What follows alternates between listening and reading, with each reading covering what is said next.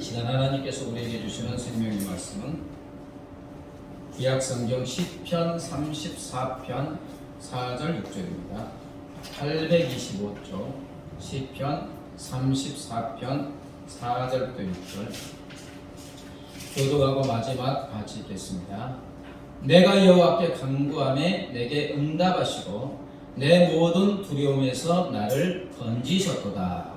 그들이 주를 앙망하고 방패를 내었으니 그들의 얼굴은 부끄럽지 아니하리로다. 같이요. 이 공관자마다 부르짖음에 여호와께서 들으시고 그의 모든 환난에서 구원하셨도다. 저명한 감리교 목사요 또 기도의 책을 많이 쓴 바운주는 하나님의 거대한 창고를 여는 열쇠는 기도다 이렇게 말했고, 또 저명한 저술가여 전도자인 토레이 성령론의 중 토레이도 기도는 하나님의 은혜와 능력이 가득 쌓여있는 하늘 창고를 여는 열쇠다. 두 분 다 뭐라겠습니까? 기도는 하늘 창고를 여는 열쇠로 보았습니다. 그렇습니다. 기도는 하나님의 은혜와 능력이 가득 쌓여있는 하늘 창고를 여는 열쇠인 줄 믿습니다. 열으면 하늘 창고에 있는 것이 누구 것이 되는 것입니까? 내 것이 되는 것입니다. 오늘 말씀은 기도에 관한 말씀이에요. 오늘 본문에서 기도는 무엇이라고 말씀하고 있습니까? 먼저 기도는 모든 공경에서 환난에서 우리를 건져주는 것인 줄 믿습니다. 6절 읽어볼까요? 이 공관자가 부르짖음에 여호와께서 들으시고 그의 모든 환난에서 구원하셨도다.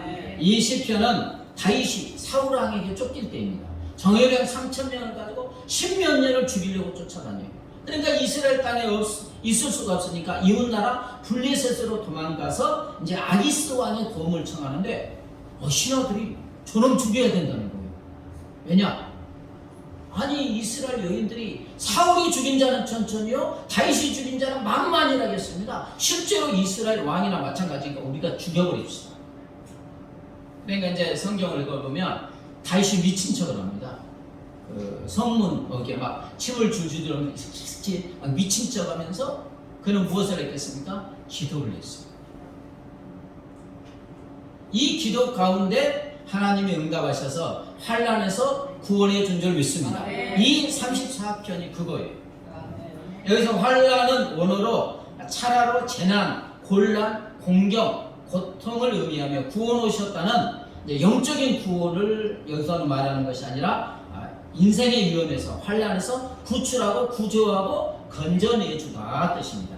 다시 말하면 우리가 만나는 모든 환난과 공경에서 우리를 건져내주는 것은 무엇이다? 나와야죠. 무엇이다? 기도다라는 거예요. 기도. 야고보서 5장 13절을 읽어볼까요? 야고보서 5장 13절 너희 중에 고난당하는 자가 있느냐? 그는 기도할 것이요. 또 시편 34편 17절 의인이 외침에 여호와께서 들으시고 저의 모든 환난에서 건지셨도다. 자, 하나님께서 우리가 고난당할 때 무엇하라고요? 기도. 왜 고난 공경당할 때 기도하러 가느냐? 시편 34편 17절 의인이 외치면, 여기서 의인은 하나님을 믿는 우리가 의인인 줄 믿습니다. 예수의 십자가 피로 의롭다 되었으니까 하나님을 믿는 우리가 큰 소리로 외쳐 기도하며 하나님께서 어떻게 하여 주신다고요? 저희의 모든 환난에서 건져 주셨다. 아멘. 우리의 기도가 우리를 모든 환난에서 구출해 주시고 건져내 주시는 줄 믿습니다. 그러니까 곤란과 환경과 고통과 어려움에 처할 때는 먼저 뭐더라고요? 기도. 네, 기도가 공경에서 구출해 준다. 여러분, 기도는 구조용 견인차와 같습니다. 이제 뻘밭을 간다든지 시골 또 산길을 갈 때 모래밭을 갈 때 네 바퀴가 팍 빠졌을 때 아무리 해도 안 나오잖아요. 그럴 때 이제 견인차를 부르면 쫙 이게 크레인처럼 해서 이게 차를 구조해 냈습니다. 기도라는 것이 바로 이와 같아요. 공경에 처할 때, 고통과 재앙에 처할 때 우리의 기도가 구조형 견인차처럼 우리를 공경에서 건져내 주는 줄 믿습니다. 고통에서 건져 올리시고 환난에서 건져 올리는 거예요. 남아공의 저명한 설교자여 신학자인 앤드루 머레이는 뭐라 했냐면 기도는 사람의 무능과 전능자 하나님 사이를 잇는 이음줄이다 이렇게 말했어요. 여러분 공경에 처하면 우리의 힘과 능력으로 빠져나올 수도 있지만 대부분 심한 공경과 반란은 우리의 힘과 능력으로 빠져나올 수 없어요. 그런 능력이 없어요. 그러나 기도가 무능력한 우리와 전능하신 하나님을 연결하는 뭐라고요? 이음줄이 된다는 거예요. 이음줄. 전능하신 하나님과 이음줄이 연결되어 있으면 무엇이 문제겠어요? 어떤 공경에 처해도 전능자 하나님께서 쫙 끌어올리면 공경에서 즉각 벗어나고 구원받는 줄 믿습니다. 야곱 아시죠? 너무 욕심이 많아가지고 뱃속에서부터 욕심이 많았죠. 형 예서가 먼저 나가니까 아니야 내가 먼저 나갈 거야. 뭐 알지도 못한 애가 뱃속에서 그냥 누구의 발꿈치를 잡았어요? 네, 내가 먼저 나가겠다. 그렇게 이제 장자가 된 욕심이 많다가 팥주강도로 장자권을 사고 나중에 이제 이삭이 장자의 축복을 할 때 엄마하고 쑥닥쑥닥 해가지고 에서인 축복에서 축복을 다 받아버렸잖아요. 에서가 상황에서 오니까 이미 끝난 거예요. 통곡을 하면서 아버지 나에게 좀 축복해 주세요. 그러니까 아버지 이삭이 아니 못해. 네 동생에게 다 해버렸어.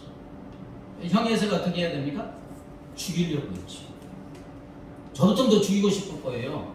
그때 아버지의 축복은 그대로 하나님이 인정합니다. 그대로 인정하는 거예요.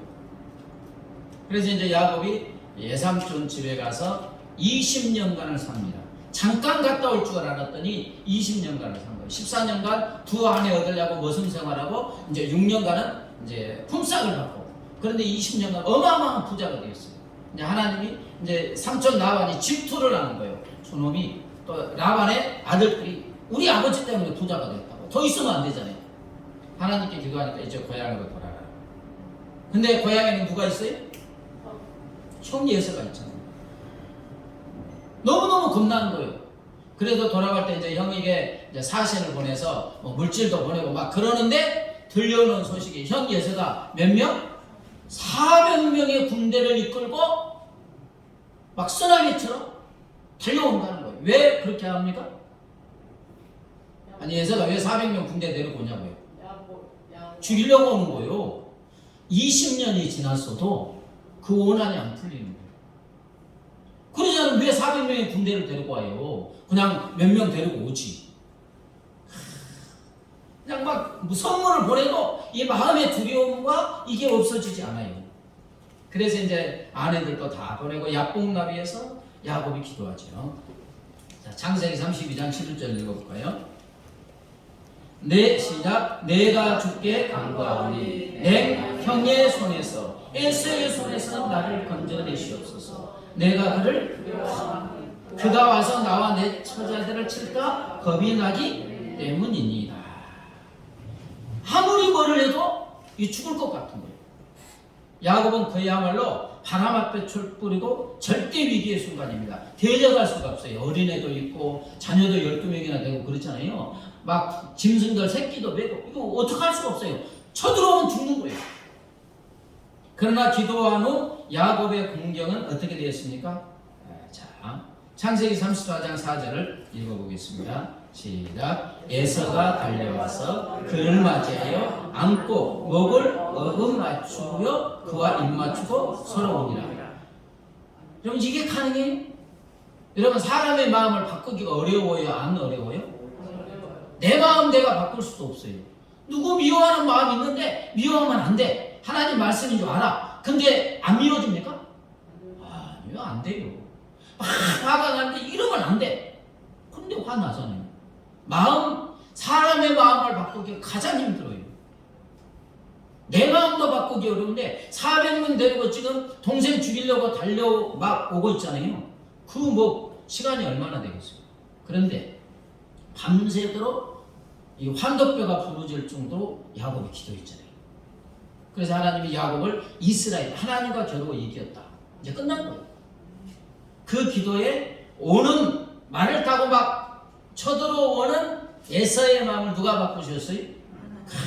바꿔주고 갑자기 죽이려는 마음이 싹 사라지면서 20년간 못 봤던 쌍둥이잖아요. 쌍둥이. 동생이 보고 싶은 거예요. 진짜 보고 싶은 거예요.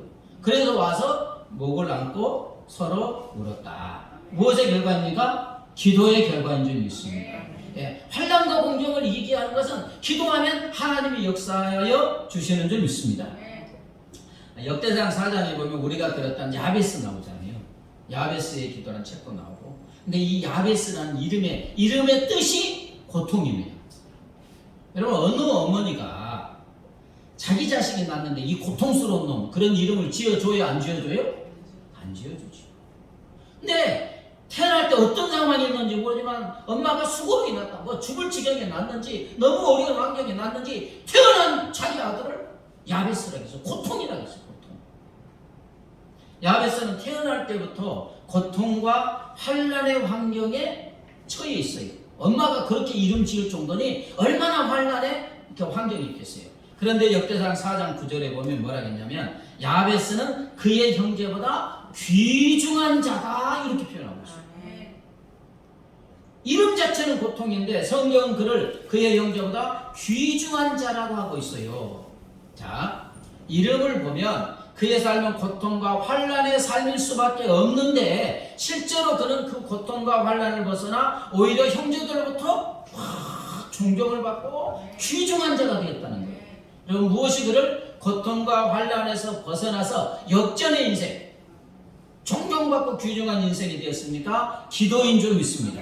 자, 역대상 4장 10절 읽겠습니다. 시작. 야베스가 이스라엘 하나님께 아뢰 이르되 주께서 내게 복을 주시려거든 나의 지역을 넓히시고 주의 손으로 나를 도우사 나로 환난을 벗어나 내게 근심이 없게 하옵소서 하였더니 하나님이 그가 구하는 것을 허락하셨더라. 너무 고통스러우니까, 이름 자체도 고통스러우니까 야베스는 누구에게 나갔어요?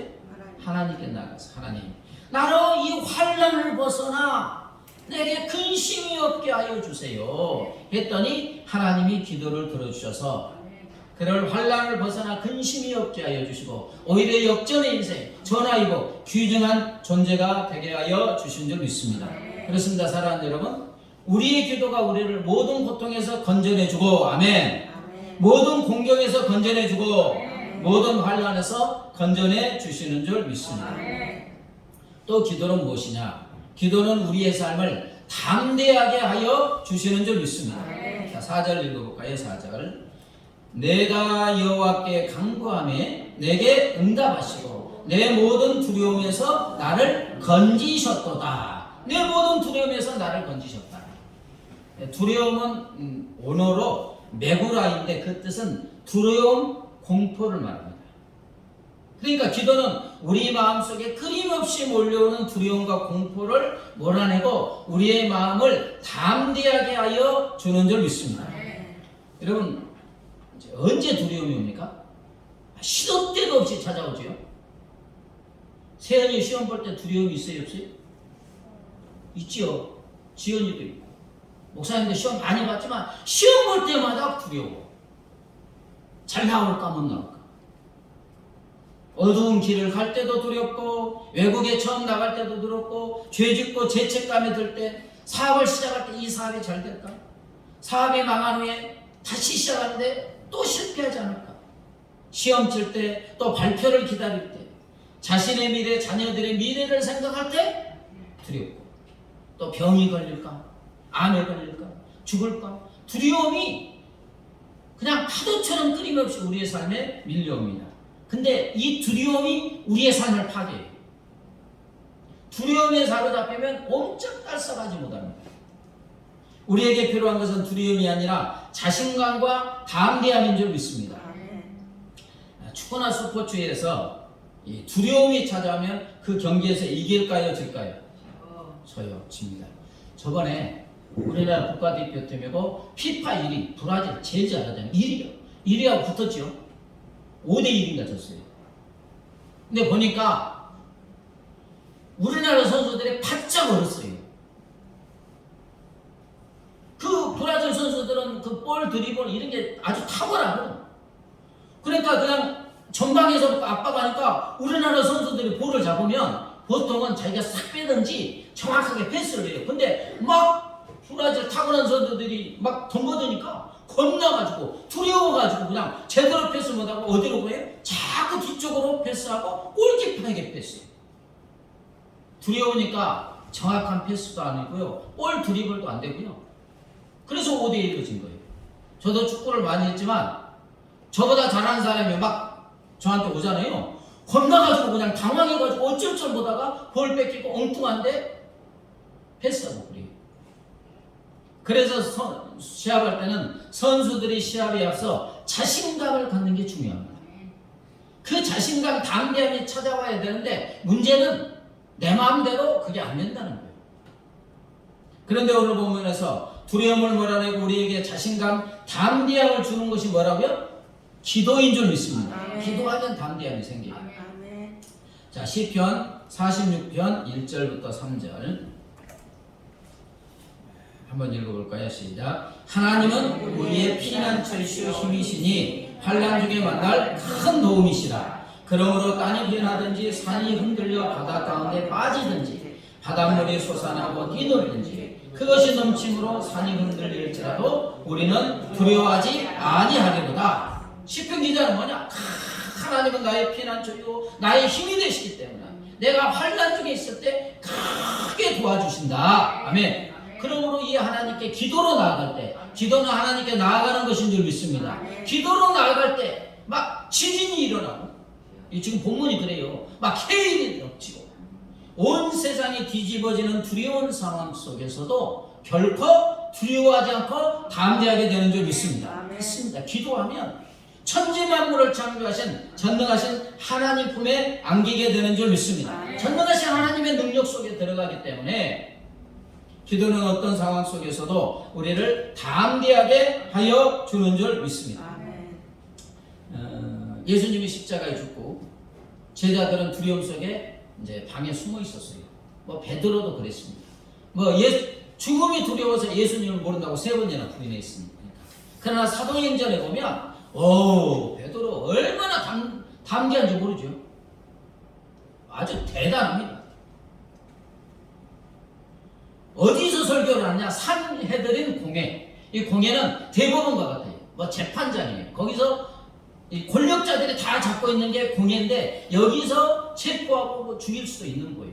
근데 그 대제사장, 서기관들, 바리새인들 70여 명이 있는데도 막 담대하게 그냥 막 말씀을 선포하는데 얼마나 담대한지. 사도행전 4장 13절을 볼까요? 같이 그들이 베드로와 요한이 담대하게 말함을 보고 그들을 본래 학문 없는 범위로 알았다가 이상히 여기고 공회원들이 베드로의 그 담대한 풀을 쏟는 설교를 듣고 할 말을 잃었다는 거예요. 여러분, 베드로의 이런 담대한 모습이 어디에서 나왔느냐? 부활하신 주님을 만나기도 했지만 성령 임하기 전에 기도했어요, 안 했어요? 기도했습니다.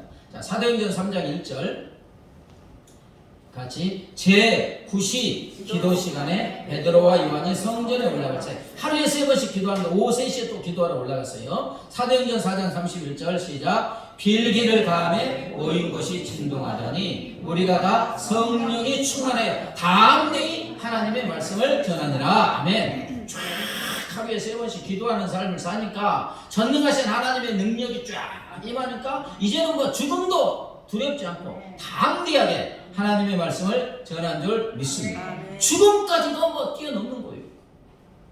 자, 히브리서 13장 6절. 히브리서 13장 6절 시작. 우리가 담대하며 말하되 주는 나를 돕는 이시니 내가 무서워하지 아니하겠노라. 사람이 내게 어찌하리요.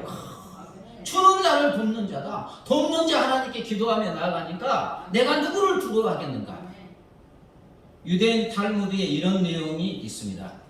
그대가 무릎을 꿇고 기도한다면 비틀거릴 수 없을 것이다.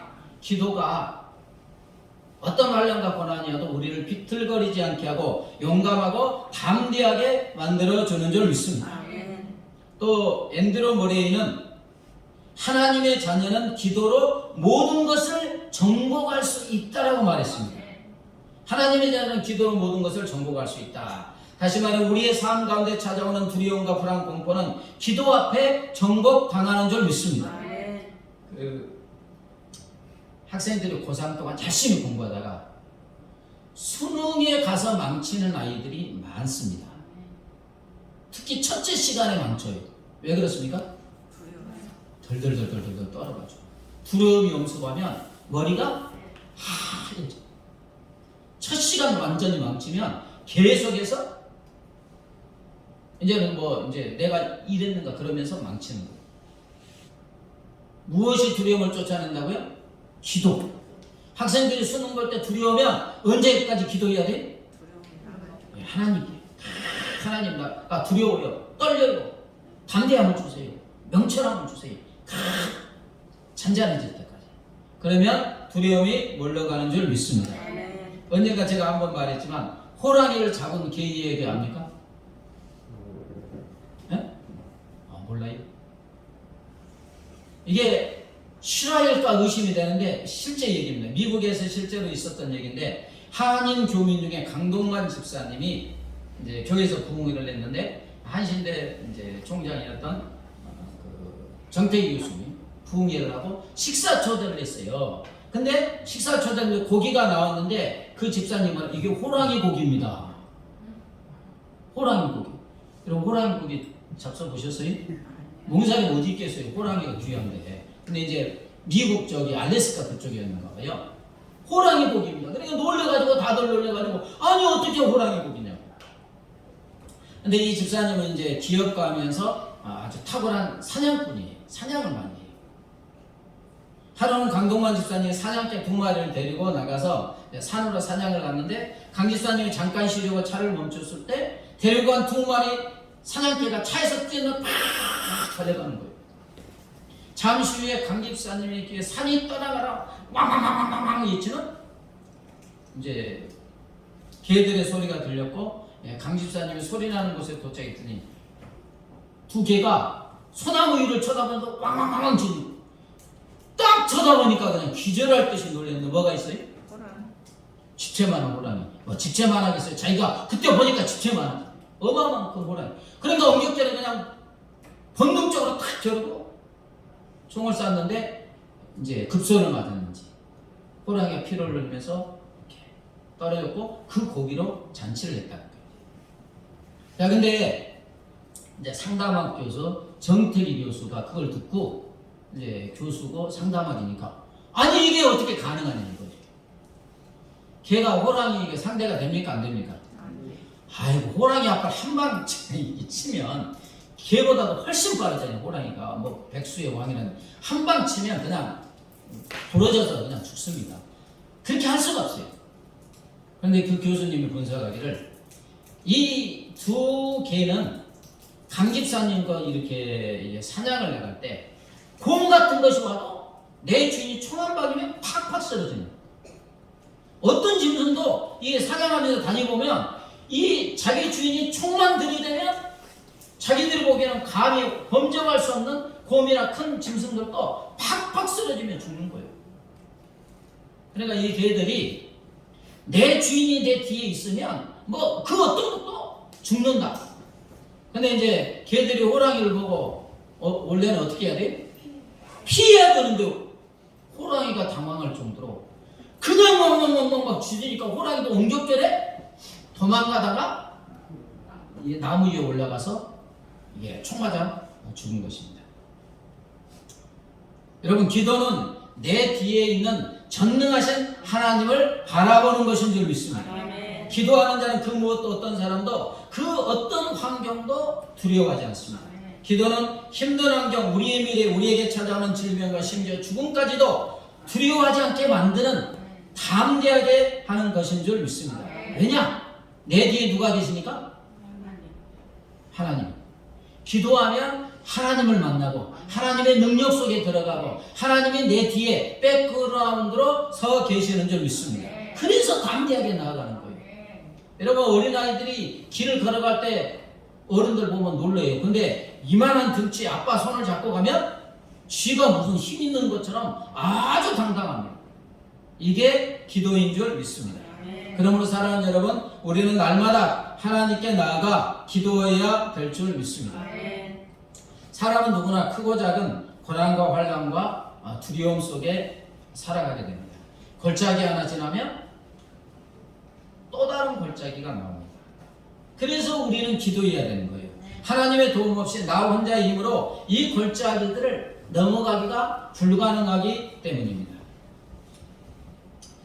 G장에서 나오는 울보 엄마 곤미나, 이게 책의 요약본을 보니까 이런 내용이 나와요.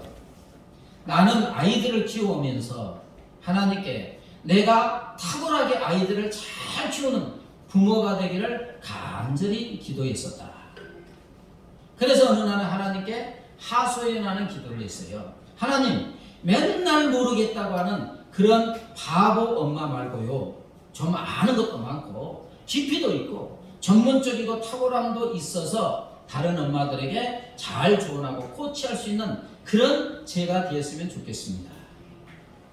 우리 아이들한테도 그런 엄마의 모습을 보여주고 싶어요. 맨날 울기만 하는 울보 엄마 말고요, 아이들을 키우는데 너무 힘든 거죠.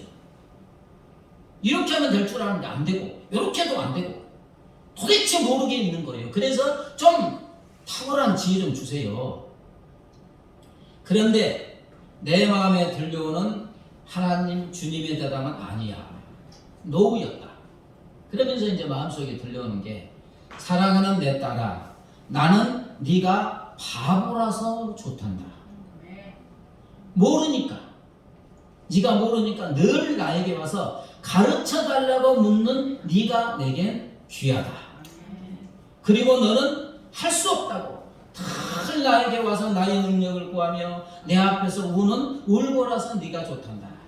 너에게 내가 살아있음을, 나의 큰 능력을 보여줄 수 있으니까. 아멘. 기도하다가 하는 이유가 뭐냐?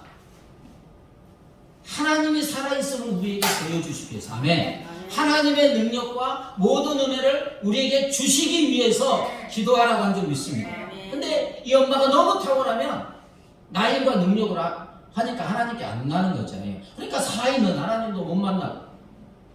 그러면서 하나님이, 사랑하는 내 딸아, 앞으로도 계속 너는 바보 엄마이고 울보 엄마이지만 내가 어떻게 너를 돕고 어떻게 너에게 역사했는지를 전해주는 삶을 살아다오. 이렇게 해서 이제 이분의 고백이, 하나님 아버지께서 내가 바보라서, 내가 울보라서 더 좋다고 하시니 주님 앞에 가기까지 남은 인생도 나의 약함을 자랑하는 삶을 살아야겠구나. 이것이 하나님께서 나에게 원하시는 삶이구나. 이렇게 깨달게 됐다는 거예요. 그랬습니다. 기도는 나의 연약함을 인정하는 것인 줄 믿습니다. 내가 연약하니까 하나님께 구하죠. 기도는 나의 힘과 지혜로는 환난과 두려움에서 벗어날 수 없음을 고백하는 것인 줄 믿습니다. 그때 하나님은 살아계시는 하나님, 살아계셔서 나와 함께 하신 하나님을 보여주시고 경험하게 하여 주실 줄 믿습니다. 그분 안에 전능하신 능력과 놀라운 은혜와 복을 우리에게 부어주시는 줄 믿습니다. 그래서 기도하는 거예요. 우리에게 무슨 의무가 아니라, 기도하지 않으면 살아계신 하나님을 못 만나니까. 시편 147편 10절 11절 한번 읽어볼까요? 시작. 여호와는 말의 힘이 세다하여 기뻐하지 아니하시며 사람의 다리가 억세다하여 기뻐하지 아니하시고 여호와는 자기를 경외하는 자들과 그의 인자하심을 바라는 자들을 기뻐하시는도다. 아멘. 하나님은 자기의 힘과 능력이 크다고 자랑하는 사람 기뻐하지 않는다. 하나님은 자기의 연약함을 인정하는 자, 그래서 하나님을 경외하고 하나님의 인자하심을 바라는 자, 기도하는 자를 기뻐하는 줄 믿습니다.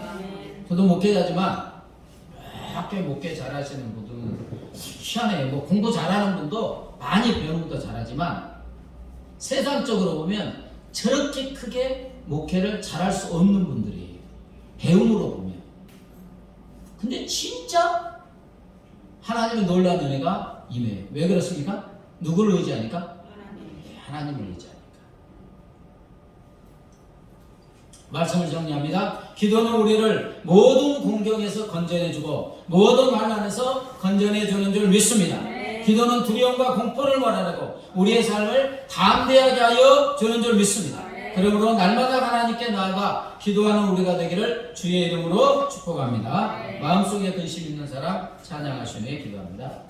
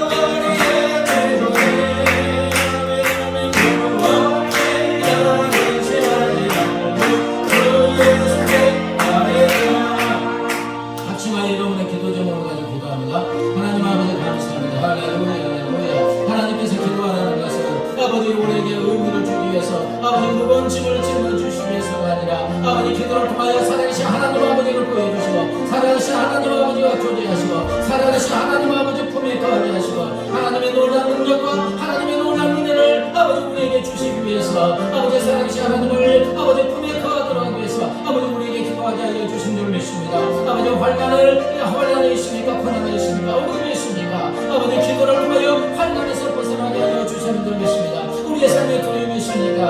아버지 기도할 때 두려움이 사라지고 아버지의 담대함이 주어지는 줄 믿습니다. 할렐루야 할렐루야.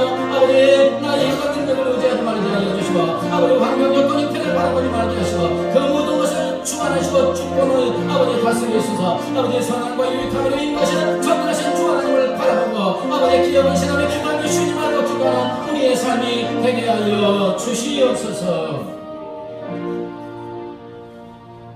하나님 아버지, 기도가 의무가 아니고 기도가 무거운 짐이 아니고 기도가 은혜인 줄 믿습니다. 은혜 중에 은혜가 전능하신 하나님 앞에 나와와 기도하는 것인 줄 믿습니다. 기도를 통하여 하나님을 만나고 기도를 통하여 하나님의 품에 안기고 기도를 통하여 주님과 뜨거운 교제 속에 들어가며 기도를 통하여 주님의 능력을 맛보고 기도를 통하여 간증하며 주의 영광을 드러내게 되는 줄 믿습니다. 쉬지 말고 기도하라는 것은 쉬지 말고 기도할 때 쉬지 않고 우리에게 하나님의 은혜와 복을 쏟아 부어 주시기 위한 우리 하나님의 사랑인 줄 믿습니다. 이 말씀을 믿고 쉬지 않고 기도하는 우리 모두의 삶이 되게 하여 주시옵소서. 감사하며 예수님의 이름으로 기도드리옵나이다. 아멘. 이제는 길이요 진리요 생명 되신 우리 주 예수 그리스도의 은혜와 독생성자를 십자가에 내어주신 하나님 아버지의 무한 광대하신 사랑과 영원히 우리 함께 하시는 성령 하나님의 교통하심과 인도하심과 보호하심이 주님의 말씀 따라 쉬지 않고 기도하는 삶을 살기로 결심하고 결단하는 사랑하는 주의 자녀들과 그 가정과 삶의 터전 위에 이제부터 영원까지 함께 하시기를 간절히 축원하옵나이다. 아멘.